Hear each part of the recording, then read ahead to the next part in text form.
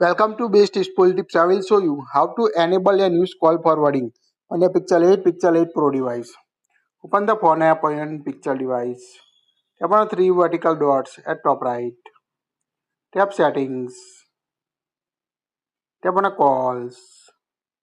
Here you can see call forwarding option. Tap on it. Now here you can see four options. Always forward call. When your phone busy. When unanswered or when unreachable. Select any option you want to use. Now tap on a contact icon to add contact from your phone list or enter manually and tap on a turn on to tap on a turn on. Now here you enter unknown number, unspecified number, enter the number like this.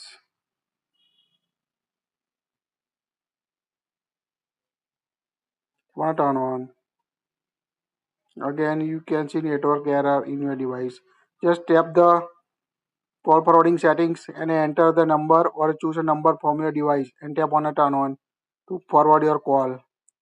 That's it. If you like it, share it.